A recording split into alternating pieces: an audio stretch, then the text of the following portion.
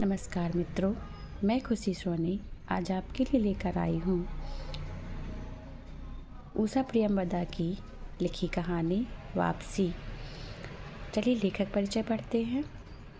उषा प्रियंवदा का जन्म 24 दिसंबर 1931 को इलाहाबाद में हुआ। इलाहाबाद विश्वविद्यालय से ही उन्होंने अंग्रेजी में स्नातकोत्तर उपाधि अर्जित की। कितना बड़ा झूठ, जिंदगी और गुलाब, फिर बसंत आया, उनके कहानी संग्रह हैं। 55 खंबे, लाल दीवार तथा रुकोगी नहीं राधिका उनके उपन्यास हैं। भारतीय परिवेश, परंपरा और प्रतीति में भौतिक युग के वैयक्तिक और एकांतिक सोच और रहन ने जिन विसंगतियों और विडंबनाओं को जन्म दिया, उनकी गहरी टीस को अभिव्यक्ति प्रदान करने में उषा प्रियंवदा सरलतम और सहजतम है। वे अंग्रेजी साहित्य में एमए हैं। अंग्रेजी साहित्य का अध्यापन भी उन्होंने किया है। आधुनिक अमेरिकी साहित्य पर इंडियाना विश्वविद्यालय से शोध के उपरांत भी उन्होंने हिंदी से अनुराग बनाए रखा। वे विस्कॉन्सिन विश्वविद्यालय के हिंदी विभाग में विभाग अध्यक्ष रहीं। विदेशी रहवास ने उनके स्वदेश चिंतन को तुलनात्मक बोध प्रदान किया। वे स्वदेश की संस्कृति, परिवार, कुटुंब और समाज की लय ताल में भली प्रकार रमती लगती हैं। आयातित सांस्कृतिक चिंतन और व्यक्ति के अस्मिता बोध ने मानव मूल्यों की किस तरह अनदेखी की है, यह उनकी कथा सृष्टियों की निजी पहचान है। चलिए कहानी का केंद्रीय भाव पढ़ते हैं।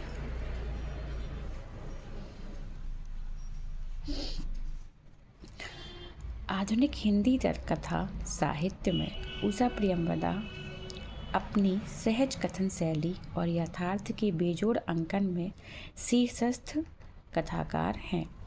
समकालीन जीवन की विसंगतियों और उनकी श्रृंखलताओं का चित्रण उन्होंने अपनी कहानियों में न केवल सामाजिक स्तर पर किया है, बल्कि उनके भीतर सक्रिय मनोवैज्ञानिक सूत्रों को उन्होंने अपनी रचनात्मकता का हिस्सा बनाया है। प्रस्तुत कहानी में प्रियंवदा जी ने एक निम्न मध्यम वर्गीय गृहस्थी को आधार बनाकर अपने कथा तंतुओं को बुना है। गजाधर बाबू रेलवे में नौकरी पेशा हैं। वे अपने घर से दूर अकेले रहकर नौकरी करते हैं। घर में पत्नी, 2 लड़के, एक बहू और विवाह योग्य लड़की है। गजाधर बाबू सेवानिवृत्त होते हैं और अनेक आत्मीय उम्मीदें लेकर अपने घर वापस आते हैं। जिन आशाओं और आकांक्षाओं को लेकर वे घर आते हैं, वे मृगमरीचिकाएं ही सिद्ध होती हैं। वे घर को अपने अनुसार चलाने की कोशिश करते हैं, किंतु उन्हें एक उपेक्षित वस्तु की तरह कोठरी में डाल दिया जाता है। न उन्हें पत्नी से वह भाव प्राप्त होता है जिसकी कल्पना मात्र से वे प्रसन्न होकर घर लौटे थे, और न परिवार के अन्य जनों से वे अपेक्षित संतुष्टि प्राप्त कर पाते हैं। उन्हें लगता है कि उनकी उपस्थिति ने जैसे उनके घर में ही विक्षोभ उत्पन्न कर दिया है। वे एक सेठ की नौकरी का आमंत्रण पाकर घर छोड़कर वापस उसी शहर को चल देते हैं जहां से वे सेवानिवृत्त हुए थे।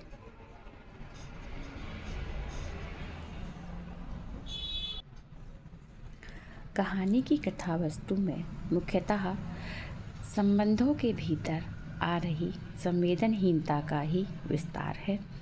व्यक्तिक स्वतंत्रता के नाम पर घर के सभी सदस्य अपने राग रंग में डूबे रहते हैं। वे निरंतर असहिष्णु बनते जा रहे हैं। पिता, पुत्र, सास, बहू, इन सब के बीच एक अनात्मीय अंतर फैल रहा है। इसे पीढ़ियों के अंतराल के रूप में भी स्वीकार किया जाता है, किंतु इस तरह के परिवेश के दुष्परिणाम गजाधर बाबू जैसे लोगों को भोगना पड़ते हैं। पारिवारिक ऊष्मा से रहित होते जा रहे आज के निम्न मध्यम वर्गीय परिवारों का सटीक चित्रण कहानी का मुख्य स्वर है। पारिवारिक विघटनाओं का सूत्रपात पारिवारिक संवेदनहीनता से ही होता है। कहानी एक तरह से पारिवारिक संवेदनाओं को लौटाने की चेष्टा करती है। कहानी के केंद्रीय चरित्र के रूप में गजाधर बाबू हैं। परिवार के लिए निरंतर खटकने वाले गजाधर बाबू परिवार से दूर रहकर भी पारिवारिक आसक्तियों में डूबे हुए हैं, किंतु उनकी इन आसक्तियों पर कुठाराघात तब होता है जब वे अपने परिवार के साथ होते हैं। उस परिवार के साथ जो उनकी लंबी अनुपस्थिति में अपनी तरह से जीवन जीने का आदी हो चुका है। उस परिवार के लिए अब गजाधर बाबू केवल आर्थिक आधार भर हैं। इस परिवार से गजाधर बाबू का मोह भंग होता है और वे उससे मुक्त होकर फिर लौट आते हैं अपने एकांत में। पत्नी, लड़की बसंती, लड़के और बहुएं भी इस कहानी में चरित्रों के रूप में उपस्थित होते हैं। सभी चरित्रों को लेखिका ने यथार्थ के स्तर पर प्रस्तुत किया है। कहानी मनोविज्ञान के सूक्ष्म तंतुओं से विनिर्मित है और अपनी सामाजिक उपादेयता को प्रकट करती है। कहानी अपने मूल स्वर में हमारे समय के पारिवारिक विखंडन को रोकने का संदेश देती है। चलिए कहानी पढ़ते हैं। गजाधर बाबू ने कमरे में जमा सामान पर एक नज़र दौड़ाई। 2 बक्स, डोलची, बाल्टी। यह डिब्बा कैसा है गणेशी? उन्होंने पूछा।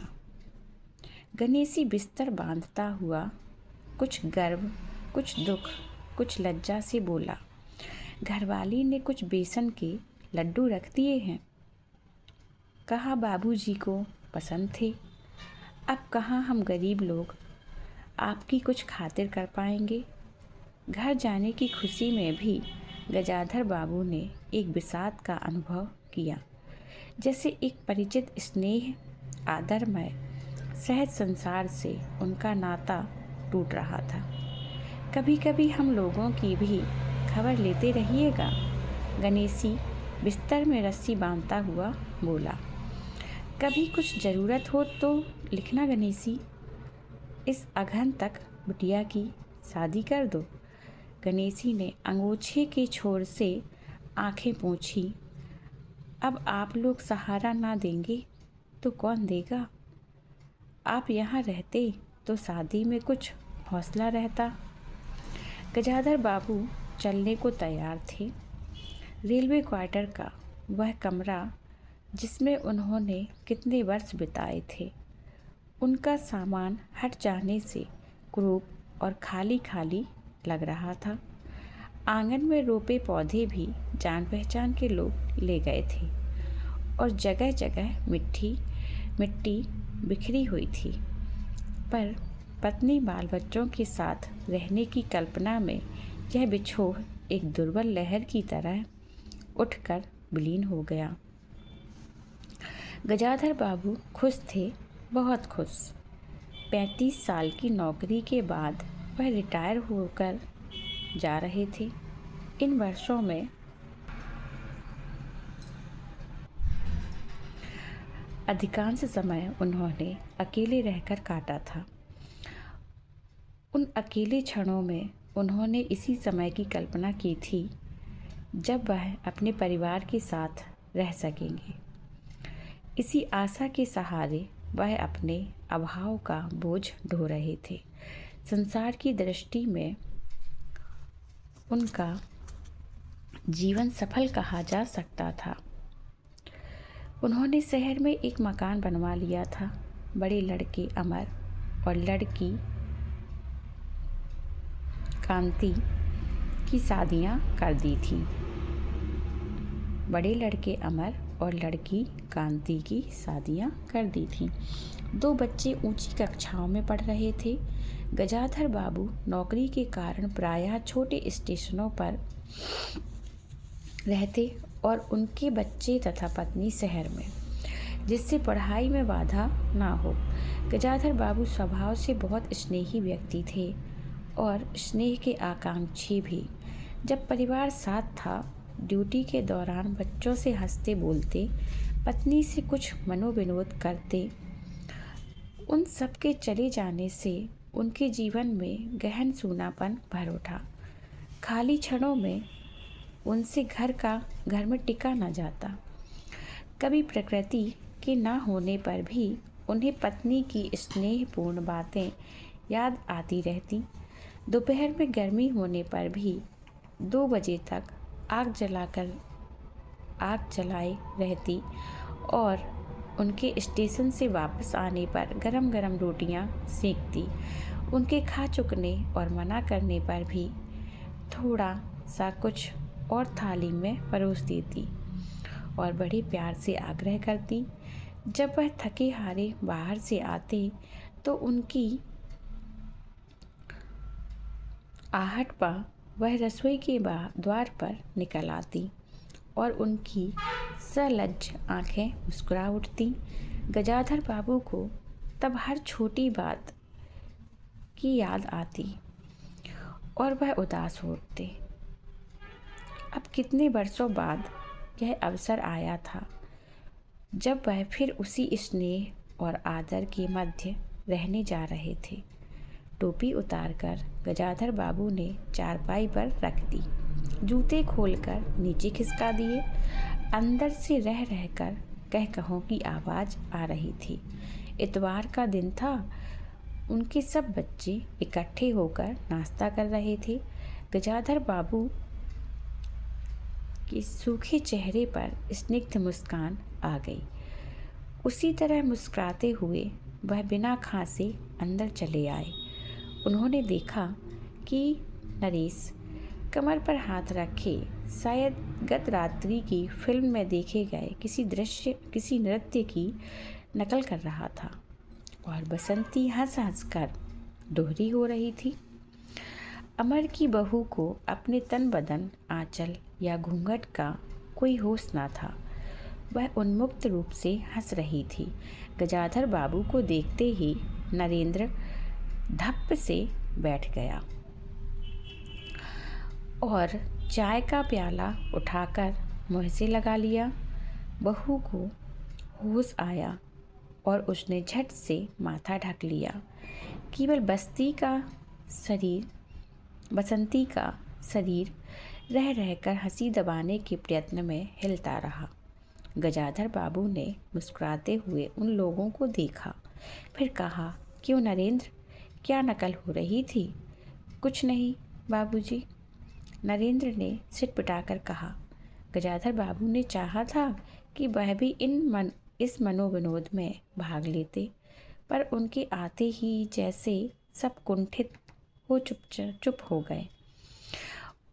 इससे उनके मन में थोड़ी सी खिन्नता उपज आई। बैठते हुए बोले, बसंती, चाय मुझे भी देना। तुम्हारी अम्मा की पूजा अभी चल रही है क्या? बसंती ने माँ की कोठरी की ओर देखा। अभी आती ही होंगी और प्याले में उनके लिए चाय छानने लगी। बहू चुपचाप पहले ही चली गई थी।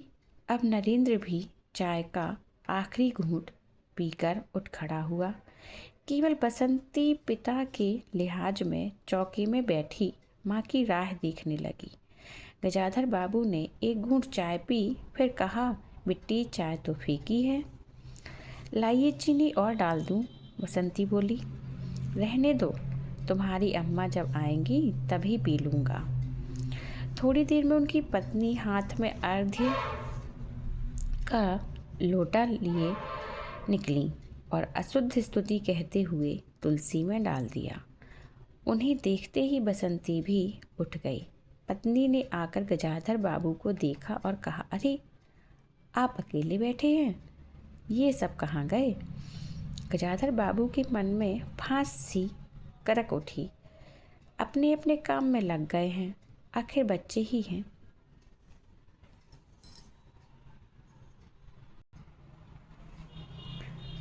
पत्नी आकर चौके में बैठ गई। उन्होंने नाक भौं चढ़ाकर चारों ओर जूठे बर्तनों को देखा, फिर कहा, सारे में जूठे बर्तन पड़े हैं। इस घर में धर्म करम कुछ नहीं, पूजा करके सीधे चौके में घुसो। फिर उन्होंने नौकर को पुकारा। जब उत्तर ना मिला तो एक बार और उच्च स्वर में फिर पति की ओर देखकर बोली, बहू ने भेजा होगा बाजार। और एक लंबी सांस लेकर चुप हो रहीं। गजाधर बाबू बैठकर चाय और नाश्ते का इंतजार करते रहे। उन्हें अचानक ही गणेशी की याद आ गई। रोज़ सुबह पैसेंजर आने से पहले वह गरम गरम पूरियाँ और जलेबी बनाता था। गजाधर बाबू जब तक उठकर तैयार होते, उनके लिए जलेबियाँ और चाय लाकर रख देता था। चाय भी कितनी बढ़िया, कांच के गिलास में ऊपर तक भरी,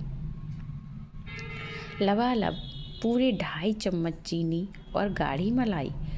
पैसेंजर भले ही रानीपुर लेट पहुँचे, गणेशी ने चाय पहुँचाने में कभी देर नहीं की। क्या मजाल कि कभी उससे कुछ कहना पड़े। पत्नी की शिकायत भरा स्वर सुन उनके विचारों में व्याघात पहुंचा। वह कह रही थी, सारा दिन इसी खिचखिच में निकल जाता है। इस गृहस्थी का धंधा पीटते पीटते उम्र बीत गई, कोई जरा हाथ भी नहीं बटाता। बहू क्या किया करती है? गजाधर बाबू ने पूछा। पड़ी रहती है। बसंती को तो फिर कहो कि कॉलेज जाना होता है। गजाधर बाबू ने जोश में आकर बसंती को आवाज़ दी। बसंती भाभी के कमरे से निकली तो गजाधर बाबू ने कहा, बसंती आज से शाम का खाना बनाने की जिम्मेदारी तुम पर है। सुबह का भोजन तुम्हारी भाभी बनाएंगी। बसंती मुँह लटकाकर बोली, बाबूजी पढ़ना भी तो होता है। गजाधर बाबू ने प्यार से समझाया, तुम सुबह पढ़ लिया करो। तुम्हारी माँ बूढ़ी हुई, उनके शरीर में अब वह शक्ति नहीं बची है। तुम हो, तुम्हारी भाभी है, दोनों को मिलकर काम में हाथ बटाना चाहिए। बसंती चुप रह गई। उसके जाने के बाद उसकी माँ ने धीरे से कहा, पढ़ने का तो बहाना है, कभी जी ही नहीं कर लगता, कैसे लगे। शीला से ही फुर्सत नहीं, बड़े बड़े लड़के हैं उस घर में, हर वक्त वहाँ घुसा रहना मुझे नहीं सुहाता। मना करूं तो सुनती नहीं। नाश्ता कर गजाधर बाबू बैठक में चले गए। घर छोटा था और ऐसी व्यवस्था हो चुकी थी कि उसमें गजाधर बाबू के रहने के लिए कोई स्थान ना बचा था। जैसे किसी मेहमान के लिए कुछ अस्थायी प्रबंध कर दिया जाता है, उसी प्रकार बैठक में कुर्सियों को दीवार से सटाकर बीच में गजाधर बाबू के लिए पतली सी चारपाई डाल दी गई थी। गजाधर बाबू उस कमरे में पड़े पड़े कभी कभी अनायास ही इस अस्थायित्व का अनुभव करने लगते। उन्हें याद हो आती उन रेलगाड़ियों की जो आती और थोड़ी देर रुककर किसी और लक्ष्य की ओर चली जाती। घर छोटा होने के कारण बैठक में ही अब अपना प्रबंध किया था। उनकी पत्नी के पास अंदर एक छोटा कमरा अवश्य था, पर वह एक ओर से अचारों के मर्तबान, दाल चावल के कनस्तर और घी के डिब्बे से घिरा था। दूसरी ओर पुरानी रजाइयाँ दरियों में लिपटी और रस्सी से बंधी रखी थी। उनके पास एक बड़े से टीन के बक्स में घर भर के गरम कपड़े थे। बीच में एक अलगनी बंधी हुई थी, जिस पर प्रायः बसंती के कपड़े लापरवाही से पड़े रहते थे। वह भरसक उस कमरे में नहीं जाते थे। घर का दूसरा कमरा अमर और उसकी बहू के पास था। तीसरा कमरा जो सामने की ओर था बैठक था।